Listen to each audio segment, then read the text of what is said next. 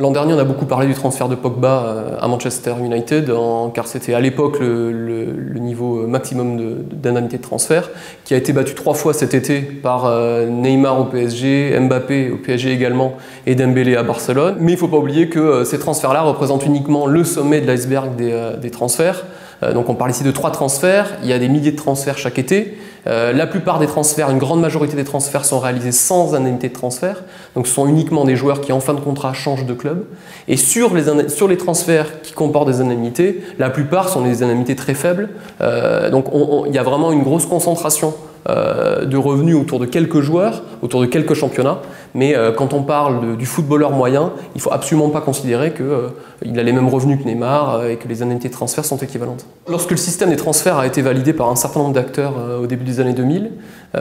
l'une des justifications de ce système, c'était justement la solidarité, les mécanismes de redistribution vers les clubs formateurs. On remarque qu'aujourd'hui, ces mécanismes sont insuffisants pour réellement justifier ces transferts, puisqu'en 2014, il y avait uniquement 1,6% des indemnités de transfert échangées qui revenaient aux clubs formateurs, ce qui, de façon évidente, ne justifie pas l'existence en tant que telle du système. C'est l'une des raisons pour lesquelles la FIFPro, donc le syndicat des joueurs internationaux de football, s'oppose aujourd'hui au système des transferts en considérant qu'il est anticoncurrentiel, qu'il est injuste et illégal. On reviendra ensemble plutôt sur la première partie de la critique, c'est-à-dire le côté anticoncurrentiel, puisque la FIFPro observe que l'ensemble de ces indemnités de transfert finalement ne circulent qu'entre un tout petit nombre de clubs, localisés uniquement en Europe, dans certaines ligues, et observe également qu'il n'y a absolument pas ce ruissellement que certains économistes revendiquent entre les plus riches et les plus pauvres, puisque ce ruissellement aujourd'hui, donc, il n'est égal qu'à 1,6% du total, ce qui est très faible. Le système des transferts est aujourd'hui tiré par l'arrivée d'investisseurs extérieurs au milieu du football. On connaît bien les Qataris au PSG, les Émiratis à Manchester City, mais depuis quelques années, on voit aussi l'arrivée d'investisseurs privés qui s'intéressent non plus à simplement la TPO, c'est-à-dire la propriété des droits économiques de joueurs, qui leur avait permis de gagner pas mal d'argent pendant un certain nombre d'années, mais qui est aujourd'hui interdite. Aujourd'hui, ils investissent directement dans les clubs, dans les capitales des clubs. On le voit aujourd'hui avec l'exemple à Lille, mais on sait très bien qu'ils sont aussi impliqués dans beaucoup de clubs portugais et espagnols.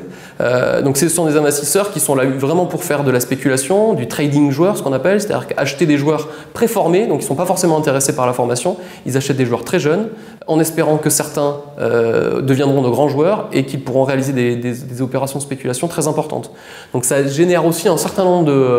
de nouveaux financements dans le football. Le transfert de Neymar à 222 millions au PSG est le genre d'événement qui doit forcer les acteurs du football à se réunir pour faire évoluer le système, plutôt que d'attendre que les tribunaux rendent des jugements qui ne seront pas forcément favorables à ce qui serait souhaitable pour le football. Il y a un certain nombre de propositions que nous avions faites dans une étude rendue en 2012 à la Commission européenne, qui avait été validée par une autre étude que nous avions faite pour la FIFA en 2014,